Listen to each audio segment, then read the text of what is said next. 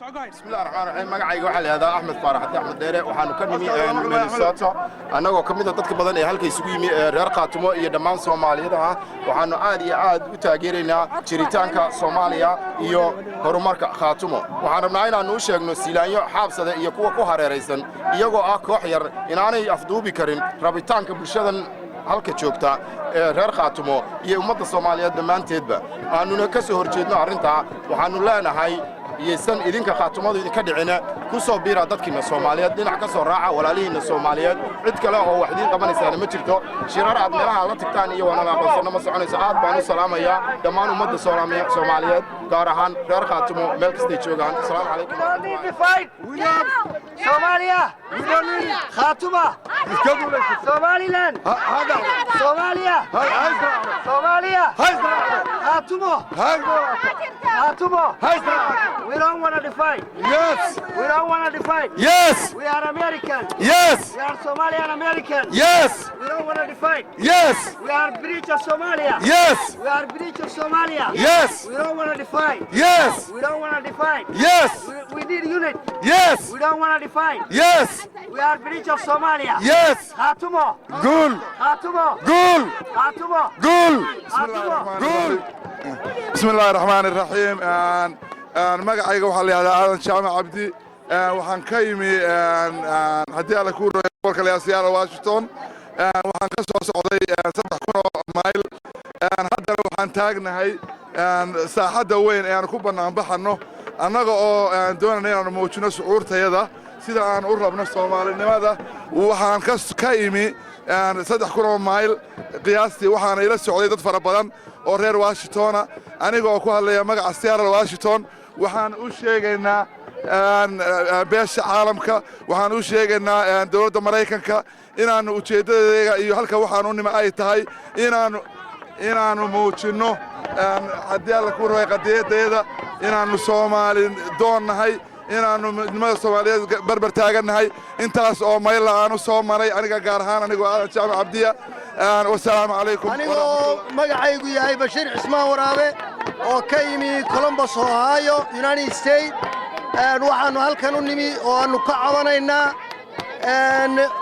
xasuuqa xaaduqnimada ah ee lagu hayo dadkayagii iyo maatadayadii gobollada Sool Sanaag iyo Cayn ee Soomaaliya xasuuqa iyo genocide-ka ka socda ee aan habeen iyo maalin lahayn ee aan kala go'al ahayn ay ku hayaan Siilaanyo iyo gruubkiisu waxaanu ka codsanaynaa caalamka international community-ga hay'adaha caalamiga kuwa xuquuqul insaanka haddii innaba sharci jiro oo caalamka uu ka jiro wax sharci la yiraahdo ama cadaalad waxaanu ka codsanaynaa in xasuuqa aan kala go'al ahayn ee ka socda Sool Sanaag iyo Cayn Soomaaliya in ay ku hayaan Siilaanyo iyo dadka la baxay Somaliland inay ka joojiyaan in maxkamadda caalamka ee dambiyada dagaalka la soo saaro waa world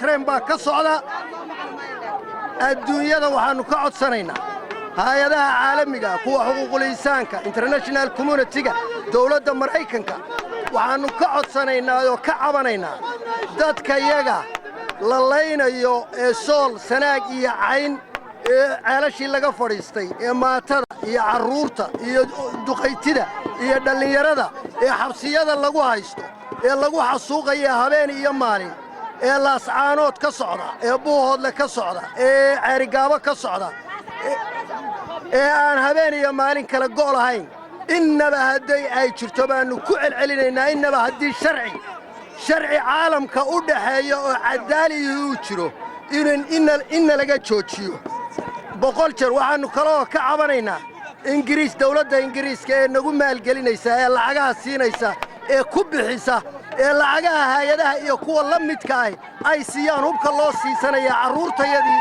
iyo dadkayaga lagu xasuuqayo horeyna malaayiin faras iyo intaas intay dalkayaga noogu yimaadeen oo dawladda Ingiriisku ay nagu xasuuqday ee boqortooyada Ingiriiska annagaan dambi ka gelin oo xornimo u dirira oo doonayna sida bini'aadanka inaanu u noolaano adduunka ku noole xorta ay intaasoo milyan ku dileen waxaannu ka doonaynaa caalamka dadka sharciyaqaanka ahi waannu ka cabanaynaa ilaa iyo maantana ay nagu wadaan waxaannu ka gallayna garan mayno mushkati baannuna ka nahay waa dacwaynaynaa waxaannuna ka codsanaynaa in nalaga joojiyo oo dagaalka aan kala go'a lahayn ee ilaa 1987 socday waxaan ku soo gebagabaynayaa xasuuqa aan kala go'a lahayn إنا لقداي والسلام عليكم ورحمة الله وبركاته. قول استيال قواني ما ودرير خاتمان نوراتو سلاي عدو سلاي عدو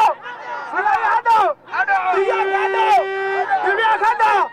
سوماليا هون نيشن ما سنتي مقعي واحد اللي عبد الرحمن ورسماع عثمان وعن كيمي قبل كمين وكتسن قبل هذا اللي سوي هذا نيو إيرلاند جدada halkan aanu imi waxay tahay inaan muujiyo shucuurteeda aan ku muujiyo dhibaatada ka jira gobolada Sool Sanaag iyo Cayn ee iminkana la isku yiraahdo State of Somalia Khartoum State of Somalia dhibka Soomaalidiidka cunsuriga ah ee maamulka Soomaaliya Siilaanyo uu ku hayo dadka shacabka isagoo laynaya dumarka isagoo xidhxidhaya ciyaalka ardayda isagoo ceelashii iyo biyihii ka degay beesha dhulbaante meygaagle sool joogto isagoo ceelashaas ay degan yihiin ciidamada muxuu ahaa Soomaalidiidkaahi xoolihii ay ka qashaan dadka reer miyiga ay xidhxidhaan isla markaana ku sheegaan ciidamo maxaabiis oo hubaysan ay qabqabteen taasoo aan waxba ka jirin isla markaana waxaan doonayaa halkan inaan ka caddeeyo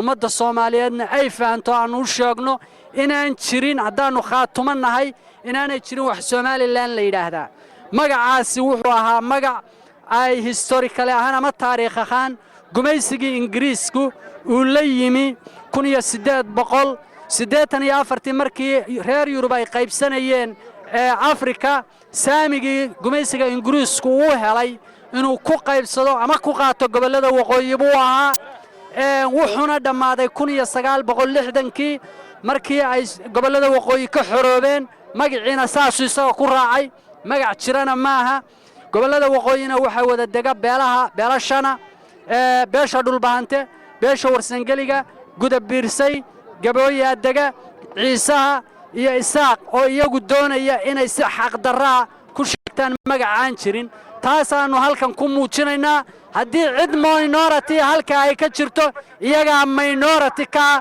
iyaga doonaya inay 5 beelood oo kale 4 beelood oo kale caburiyaan mana caburin karaan isla markaa waxaan doonayaa halka kan inaan inta ku daray cadeeyo dawladda federaalku inaanay ku khaldamin arinta gobolada waqooyi sidan Soomaaliya ee beesha isaaq oo ay u dhigtay Somaliland sheeganaysaan aanay waxba ka jirin arinta waxa lagala tashanayaa dadka ay ka mid yihiin beelaha halka dega iyaga iskale go'aankooda kuwaasoo dawladda federaalkana raacsan midnimada ummadda Soomaaliyana ka shaqaynaya dadkaas mudan in lagala hadlo nin cunsuriya ummadda Soomaaliyeedna kala goynaya ma mudno inay dawladda Soomaaliyeed ama dawladda federaalku inay kala hadasho taana waxaanu uga digaynaa inay u marto wadada xaq ah ee loo baahan yahay loo maro. Assalaamu calaykum wa rahmatullahi wa barakaatuh.